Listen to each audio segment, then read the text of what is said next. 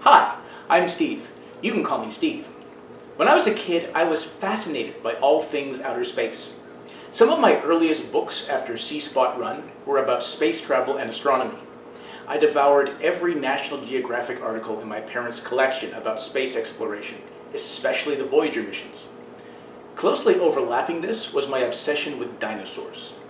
I learned about the difference between bird-hipped and lizard-hipped dinosaurs, memorized all of the families they were classified into at the time, took a stab at pronouncing the Greco-Latin names, and basically devoured every dino fact I could find. These interests are what started me on the road to becoming a scientist. Although I didn't end up in either field, I consider them my gateway sciences. Incidentally, if anybody wants a chemist to work on their space or their dinosaur projects, please let me know. Naturally, I'm an enormous fan of anything that combines these two things. When I was in my teens, I went to the library and I saw a book with a picture of a dinosaur on the cover, holding a telescope against a background of what was clearly another planet. Naturally, I grabbed it immediately. It turned out it was book 2 in a trilogy, but that's how I read every trilogy in those days. It took me a long time to figure out to check first before I signed out a book. Anyway, this book was called Fossil Hunter by Robert J. Sawyer. It was part of his Quintaglio series, describing a species of reptilian quasi-humanoids called quintaglios, who were descended from dinosaurs transplanted from Earth millions of years previously by a now extinct alien race.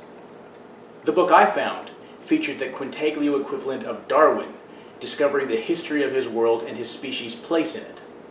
It ended with him discovering the crashed alien spaceship that had brought his dinosaur forebears to the planet millions of years before, and the decision of his ruler to return to the stars. Space dinosaurs. Whether or not there are any space dinosaurs out there is anybody's guess.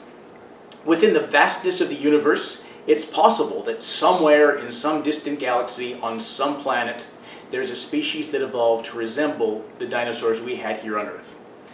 This would be sheer coincidence, but still pretty cool.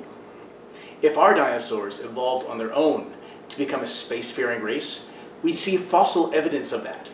None of the dinosaurs we found possesses the brain-to-body weight ratio or the opposable thumbs needed to become a technological civilization. Some of the smaller ones were undoubtedly quite clever, but possibly only as clever as a rabbit. We'd also see evidence in the rock of the byproducts of an industrialized society. A lot of things wouldn't survive 65 million years or more, but worked artifacts of noble metals like gold or platinum should be identifiable, along with a distinct layer of plastic similar to the one we're leaving now. And if you don't buy any of that, there's the fact that a spacefaring civilization should have been able to avoid getting smacked with a giant space rock and rendered extinct. The final option is the one detailed in the novel. Sufficiently advanced aliens visit Earth, and for reasons known only to themselves, transplant dinosaur species to other worlds and set them on the path to sentience, possibly with some genetic tinkering. We can't say it didn't happen, but at the same time we have zero evidence to say that it did, and we currently have no way of checking nearby worlds to see if there are any dinosaurs there. Until we have interstellar travel, or until these hypothetical aliens come back, it'll have to remain within the realm of science fiction. That's space dinosaurs. They are, unfortunately, not real. But that doesn't matter. If I hadn't read about space and space dinosaurs, I might not be a scientist today. Just because something is fiction doesn't mean it can't inspire people to become scientists and try to make it fact.